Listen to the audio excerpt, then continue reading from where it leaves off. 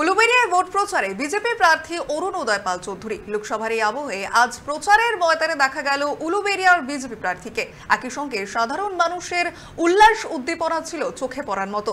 প্রচারে সাধারণ মানুষের ব্যাপক সাড়া পাচ্ছেন উলুবেড়িয়ার বিজেপি প্রার্থী অরুণ উদয়পাল চৌধুরী।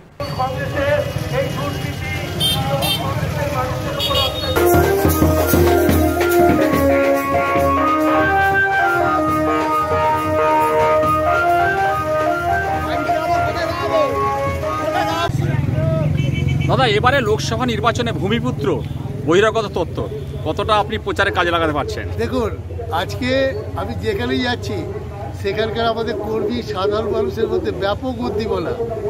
তারা আমাকে দেখে আনন্দের উচ্ছ্বাস প্রকাশ করছে। অর্থাৎ আমার মানুষের কাছে গ্রহণযোগ্যতা যে ক্রমশ বাড়ছে আমার প্রচারের মাধ্যমে, এবং বিনম্র ভাব তাদের নমস্কার জানানোতে মানুষ আমাকে দুহাত তুলে আশীর্বাদ করছে, এটা বুঝতে পারছি। তাদের ভঙ্গিমাতেই বোঝা যাচ্ছে। বিগত নির্বাচনে 3টি টার্মে স্বামী স্ত্রী মিলে সাংসদ ছিলেন।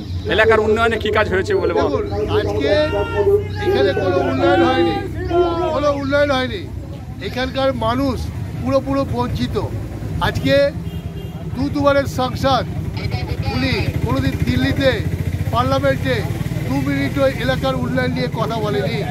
অর্থাৎ উনি যে সাংসদ, মানুষ যখন বিপদে পড়ে তখনও মানুষ তাকে কাছে পায় না। অর্থাৎ এলাকার কোনো উন্নয়ন হয়নি। বিস্তীর্ণ এলাকার জলের প্রচণ্ড কষ্ট, গরিব মানুষের সেই টালির চাল, পলিথিনের চাল, হোগলার চাল, খড়ের চালের ঘর। অর্থাৎ সমস্ত যা শাসক দলের নেতারা তারা বঞ্চিত করেছে গরিব মানুষকে।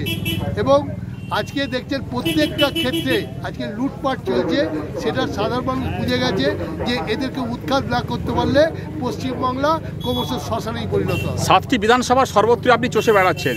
এবারে 2টি ইস্যু, সন্দেশখালী এবং চাকরি চুরি, এটা মানুষের মধ্যে কতটা এফেক্ট ফেলছে? দেখুন, এটাতে সন্দেশখালী ইস্যুতে মায়েরা পুরোপুরি বুঝতে পারছে।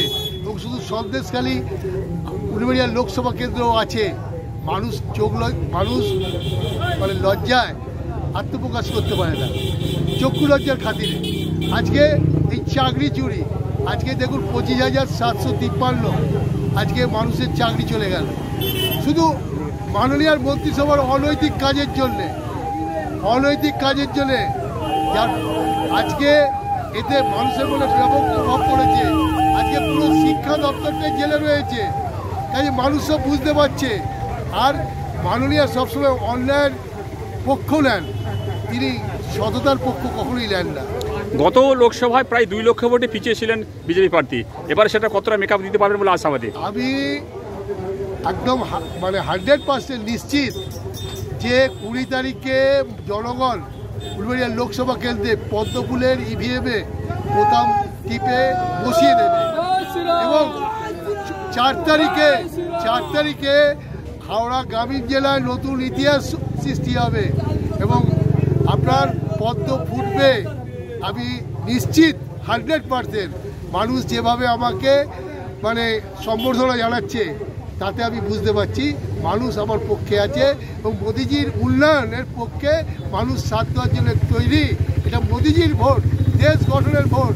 অর্থাৎ মোদিজির যে স্লোগান ইসকা বার 400 বার, তার মধ্যে উলুবেড়িয়া লোকসভা যুক্ত হবে।